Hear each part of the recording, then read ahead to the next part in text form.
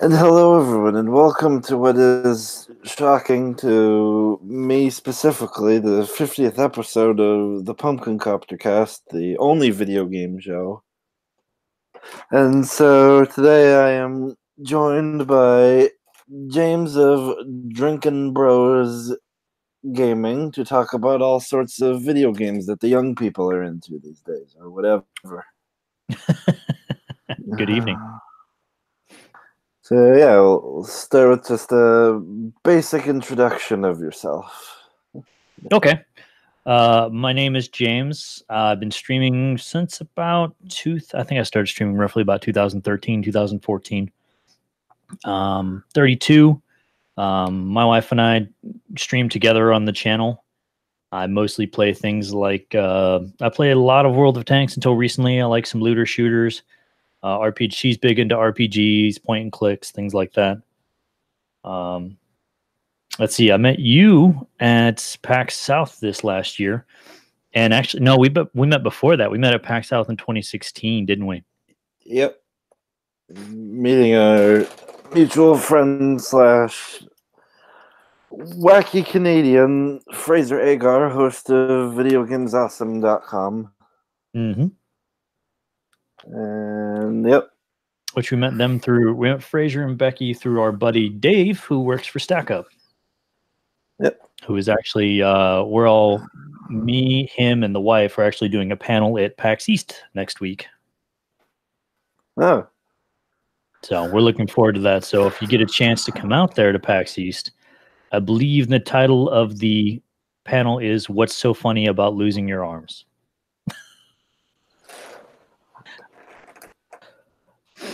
So Okay, that's a little bit about me. Apart from streaming, I'm full-time active duty military. I've been in for the last 15 years. I'm a bomb disposal technician. Yep. So that's everything about me. Yep, I believe our mutual friend Sketch of StackUp told me a bit about that when I managed to convince him to come on to my show. And yeah, so when would you say you first got into video games? Oh, I've been a video gamer since I was a kid. My first experiences with it were early 90s. I had an NES. My uncle, when he moved out to Arizona and was staying with us, he brought an NES with him, and I used to play on a little 12-inch CRT TV that we had inside a case. It was an old stereo case, and I would play Duck Hunt, Mario. We had Super Mario Brothers. Actually, was it Super Mario Brothers or was it just Mario? I think Super Mario Brothers was the second one, and then I also played probably the hardest game I ever remember playing, which was Jeopardy, which wanted you to actually physically type out the answers in a question format and was impossible for a kid that was like 6. and ever since then, what would you? Sorry, I don't mean to cut you off. That's fine. And what would you say are some of your favorite game and/or games now? Well, these days, the ones that are holding my attention these days, good looter shooters. I've been really big into the Division 2 this last week. But most of the time, for about the last 4 years, I've been playing a lot of World of Tanks, which, as time has gone on, has kind of worn off on me. But it's just been something that keeps bringing me back just for the PvP aspect. But I've never, other than that, I haven't really played really any PvP games that have held my interest. Like I don't like battle royales or any of that. Good RPGs, really good stories hold my attention. The most recent God of War was a great example. That was an amazing game. Mm-hmm. Apart from that, things like Horizon Zero Dawn, another really good one. I think just today I was playing, every once in a while I'll go for a hard challenge. So just today I was playing like Darkest Dungeon, and that was definitely kicking the crap out of me. It's been known to do that. Yeah, it's quite the challenging game. It's more of a game of how much can you handle, not how much can you win. Oh yeah. So those have been my big go-tos lately. I started playing Yakuza the other week, and I like it for how goofy it is, but also how fun the combat is in it. Yeah. I've heard many a good thing about the Yakuza games. I watched a good buddy of mine play through most of them. He's a big Yakuza fan, and just some of the watching the side quests on that just made me laugh endlessly. I'm gonna apologize if I swear. I try not to swear a lot, but it does happen. It's just kind of so. I'll do my best not to, but it may slip. But yeah. Okay, so what made you want to create Drinkin' Bros Gaming? So Drinkin' Bros, the name itself is actually a much larger Facebook group. We actually have the main Drinkin' Bros main Facebook group has, as of this point, over 100,000 members. And we helped start it back in, I believe it was either 2013 or 2014, and from there on, it's branched off into several subgroups, and we had Drinkin' Bros, Drinkin' Bros Nerds, Drinkin' Bros Fitness, Drinkin' Bros Everything. Hell, we even have a Drinkin' Bros Drinkin' Bros Sobriety or Drinkin' Bros Recovering Alcoholics. I can't remember which one it is. So as time went on, we had the Drinkin' Bros Nerds section. Originally, the channel started off called Drinkin' Bros Nerds just because streaming, at least the streaming part of Twitch where you play video games is still kind of a niche thing, at least in the video game world. Like people are starting to become more aware of it, but just it's still kind of small, at least in that aspect. So a lot of gamers don't watch it. So eventually, at one point, we're like, hey, we should try streaming on Twitch. And everybody's like, we don't know what that is. No one cares. So us and a couple of other people in Nerds got together and we started a channel. And eventually those people moved on. And at one point, they were like, we want a section of, Facebook that's more focused for gaming for Drinkin' Bros. Like, okay. So we started a Facebook group called Drinkin' Bros Gaming, which is pretty much an offshoot of Nerds. And at that point, I rebranded the channel over to be Drinkin' Bros Gaming, and that's how it came to be. I think when I took the channel over, we had maybe 120 followers. And I think just the other day, I think we finally broke 3,100. So I think we've done pretty well. Seems like it. Yeah. So that's really why I started. I always enjoyed streaming, and it's something I wanted to do more. Okay. And is there a particular game or type of game you enjoy streaming when you're streaming, or is it just games you'd regularly play, like when the screens are off? Normally, the games that I like to play, it's something where I know my chat is at least going to enjoy my reaction, or at least have some part of it, some investment in the game itself. So I mean, for some of the time lately, I've been noticing that some of the shooters I've been playing, if I don't react a lot to the game, my chat doesn't react a lot to it or with me. So for some of those, I try and avoid on stream. But ones where I get excited or where there's funny stuff going on, like Yakuza, or like where there's, you're just getting constantly beat up and reacting to it, like Darkest Dungeon, I tend to try and stream those a little bit more. But occasionally you just want to stream whatever you feel like streaming. Like there are some games that I only play on stream. Sorry, Okay. was that a roundabout answer, or did that cover it? I think I about covered it. Okay, I'm sorry. I didn't mean to give you a lecture. It's fine.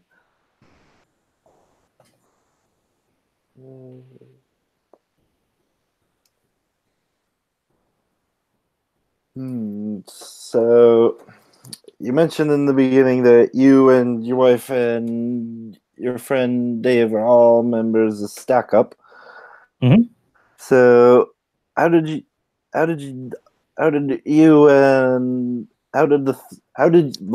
can't talk today. How did you discover Stack Up, and what made you decide that this is something that would be a good thing to join? Well, I didn't actually discover Stack Up until after almost my second or third deployment to Afghanistan. And it was one of those things where I had heard about them. I had heard about charities similar to that. And then it was about late 2015, one of our buddies contacted us and he's like, hey, I work for, one of these charities called StackUp.org. And his name was Dave Krause, who is a fellow EOD tech who had been wounded in Cambodia.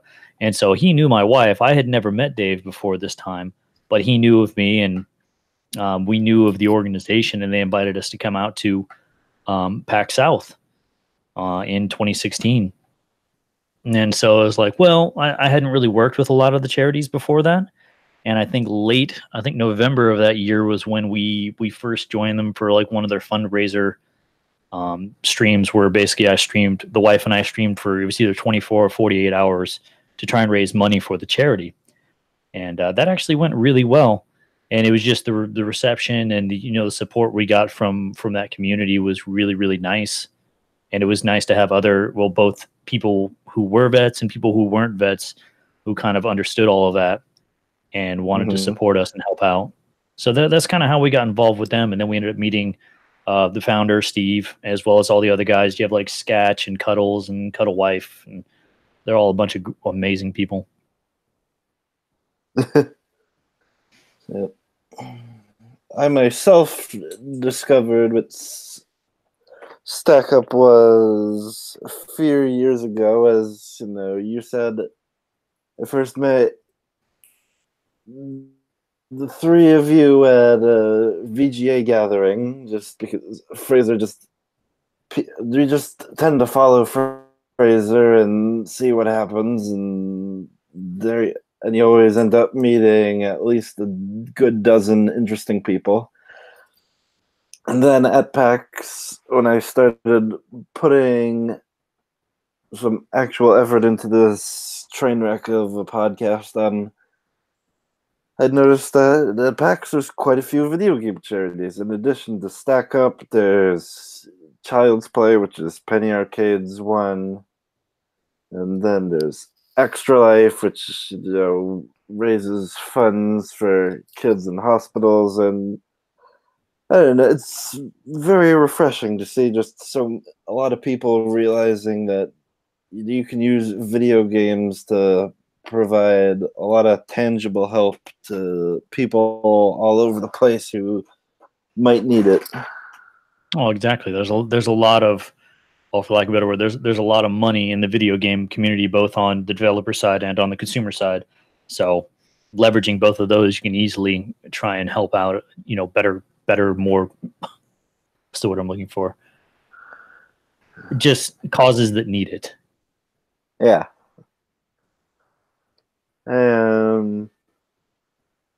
So what was it like your first, when you were flown out to PAC South a few years ago? Like, was that your first time at a convention like PAX, or is it your first time as a part of Stack Up? It was our first real video game convention. Before that, before I lived where I live now, I lived up in near Seattle for about 8 years, and we used to go up to the Seattle Comic-Con or Emerald City Comic-Con every year, which is a different focus, similar kind of con, but obviously not a focus on video games like PAX is. And so it was very different going from like a large convention focused solely on things like video games and comics, or not video games, focused on comics and stories and artwork, going over to PAX where it's focused, mainly on video games and things like that. So it was our first major video game convention. After that, we went to TwitchCon, and even that had a much different feel than a PAX. And since then, I found I kind of like PAX. I like PAX South specifically for kind of how small it is. But we're going to really go into the meat grinder next week when we go to PAX East. Oh, yeah. Quite a few people at PAX East. Yeah, I've never been to Boston either, so we'll see. Yep. I have a good friend that lives up there who invited us, so we're going to be staying at his house, so at least we won't have to pay for a hotel while we're there. But Yeah, no, I've never been to Boston. The wife was there about 6 months ago to do a little bit of filming with our buddy, who's a documentary film director. Okay, and you've been so going back to your streaming channel. Is there like what would you say like so far has been like the best moment, either like on screen, like while streaming or getting ready to stream, that made you realize that this is something I want to do for a while? I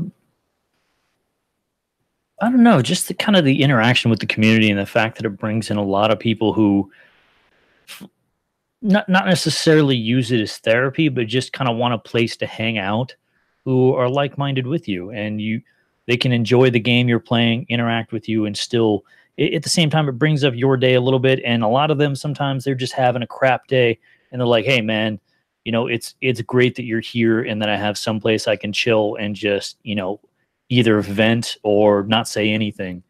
And so it was kind of the first couple times I had the guys that were hanging out my stream said that to me, like, hey man, I'm glad you're here. I needed a place to hang out or and have a beer or hang out and eat dinner and just, not maybe either escape or just talk to somebody. And that kind of meant a lot to me, that people would enjoy my stream like that. So that kind of told me, like, hey, this is something I want to keep doing because I'm playing video games and it gives me other ways to interact with people. And so I can't think of one specific incident in particular. Yeah, no, it's just kind of that. And I have an awesome community of people that kind of hang out around me. And so they bring me up every day. I talk to them. Okay. And what would you say is your favorite moment from so far from going to PAXs regularly?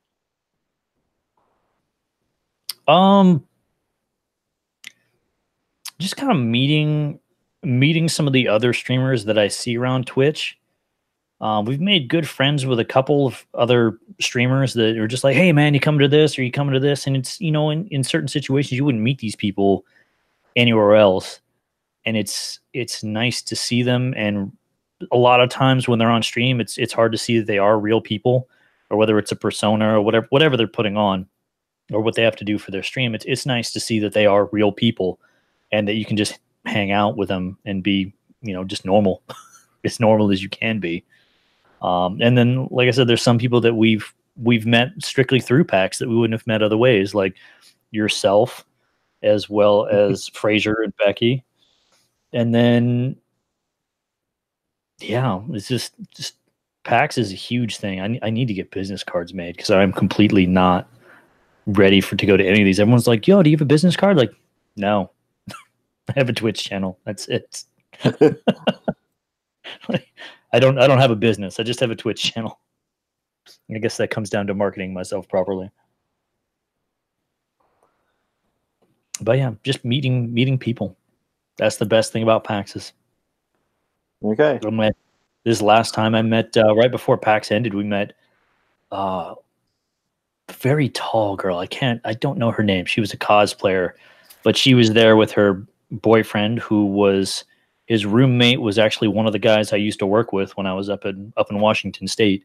And just, we weren't introduced through any other way. They're just like, hey, do you know such and such? And I was like, yeah, he used to work for me. They're like, oh, hey. Small world. It is. I think on my second day of this past PAX South, I met Steve, the man in charge of Stack Up. It was nice because I got to tell him that I recently emailed my uncle, who is a former Marine, current Air Force Reserve, all the info about Stack Up, because I told him about it and he said he might know a few people who would be interested in that. And we got an email back saying that a few friends of his would probably really like what Stack Up's all about. And I don't know, that little bit of friendly chatting in between all the hecticness of the convention is always nice. Oh yeah. I always feel bad because every time we run into them there, like Steve is running 1,000,000 miles a minute. The dude's head is in 8 different places, trying to plan everything. But no, it's been cool. We've managed to hook up a few different people with Steve. Hasn't always worked out, but it's good to just give them more opportunity to try and get the word out. Yep. So are there any particular games that are going to be at PAX that you're looking forward to playing too, or are you just going to just throw yourself into it and see what happens? I'm pretty much going to throw myself in and see what happens. Every time I go looking to play a specific game, well, number one, I'm never good at figuring out what games are going to be there. I should probably look at that, being it's in a couple of days. But every time I do, the line is always insane, and I'm like, I want to try this, but I don't want to wait 3 hours because there's other things to do. And so we end up just kind of like looking at it like, that looks really cool, and then we'll take video or something of someone else playing it, and then kind of get people's general ideas of it. Because I mean, it's what you see at PAX isn't always what comes out. Although Days Gone was at PAX South this year, and I know it's coming out soon-ish. So I've never been to a PAX East, and I don't know what all is going to be there. So I am excited to see it. I like kind of going into it fresh. Yep. The thing I'm looking forward to the most is to hear there's rumors that there might be an announcement as to the official confirmation of Borderlands 3. Ooh, as someone who sunk many an hour into Borderlands 2 and the pre-sequel, you can't get much more looter shooter than Borderlands. All right. How long has it been since the last one? Oh, geez. Let's see. Borderlands the pre. It's been like, hasn't it been like 4 or 5 years, I think. Pre-sequel release date. It was released October 14th, 2014. Yep. It's been 4, almost 5 years now. That's a long time. Yes, indeedy dandy. So that's what I'm looking forward to, and I'm hoping for it. I want to see. I'm skeptical. I want to see how the what's the word I'm looking for? I dropped it from my brain. I just want to kind of see how the series evolves. I want to see what changes they make, how they change it, what happens, and the story. I as goofy as the story is, I really like it. It's one of those kind of fun ones. Mm-hmm. That, and I hope they have another really epic opening, because the opening from 1 and 2 are probably 2 of the most epic moments in video games I can remember. Oh, yes. In fact, the opening from Borderlands 2 is the reason I listened to the band Cage the Elephant. Oh, yeah, I remember finding that song on iTunes. Just burning it in my brain. That, and what was the opening to 1? Do you remember what the song was? I think it was Ain't No Rest for the Wicked by whatever band sang that song. Borderlands 1 opening song. Cage the Elephant. Oh, well, is that from 1? What's the one from 2? Let's see. Oh, Shortchange Hero. That's another one. That got me listening to the heavy. And actually, I like the heavy a lot more. Yep. So I got my songs mixed up. Yeah, no, I'll look forward to it. I know they said they're guaranteed to announce it this year. Now I don't know if they said they were going to announce it this month. I know there was recent news about it, so I don't know if they were talking about this month or if it's going to be at E3. Either way, if it's not at PAX, it'll definitely be at E3. Sounds like it would be. E3's in June, isn't it? I have absolutely no idea. Let's see. E3 2019 date. Yep. It's going to be June 11th of the 2019s. Okay. And you see, there's actually a couple of there were a few companies that said they weren't going to be at E3 this year. Wasn't it EA said they're not going to be there? And there was another one. I know Bethesda confirmed they're still going to be there. E3 2019. You've got PlayStation is skipping it. Oh no, I don't think E3 did confirm. Nope, never mind. EA is the latest next E3. Yep, EA and Sony both aren't going.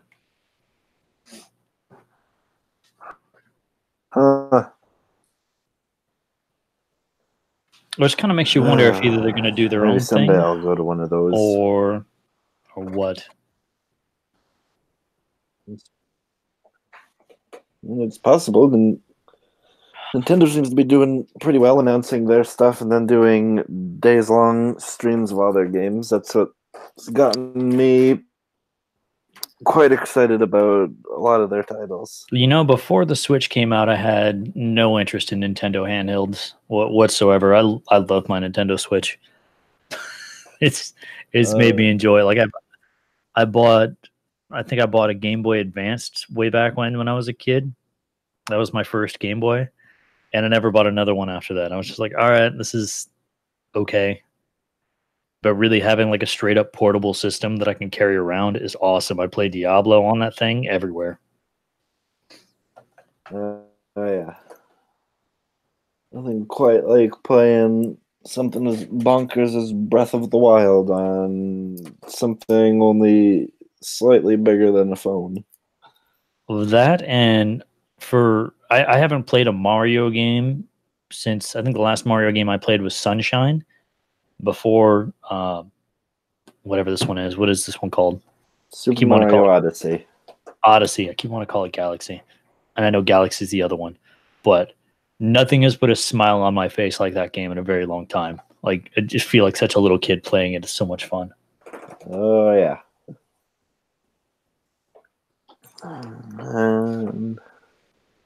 Yep. Now we move on to the question that anyone who's ever been on my show always understands perfectly and is never confused by even a little bit. So, James, in your opinion, is video games?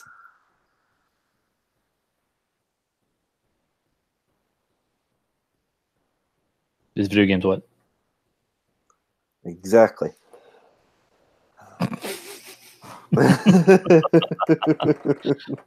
I was like, is there more to the question? Oh, there never is. Is video games? The answer is yes. Okay, then. There you go. And that brings us to the conclusion of the 50th episode of the Pumpkin Copter Cast. Woo. I would like to thank James of Drinking Bros Gaming for joining me and let me live out my delusions of video game internet persondom. And yep, if the -7 people listening to this enjoyed what you heard, you can like and subscribe. Maybe follow me on the Twitters at tgorman83, and I think you can follow Drinkin' Bros Gaming on the Twitters at DBG_Twitch. I guess it probably would have been more Drinkin' Bros Twitch. Probably would have been better, but I think that was taken out of the way. Yeah. So, yes, this has been the Pumpkin Copter Cast, and as I always say, as of 2 episodes ago, Have a gourd day, everyone. Nice.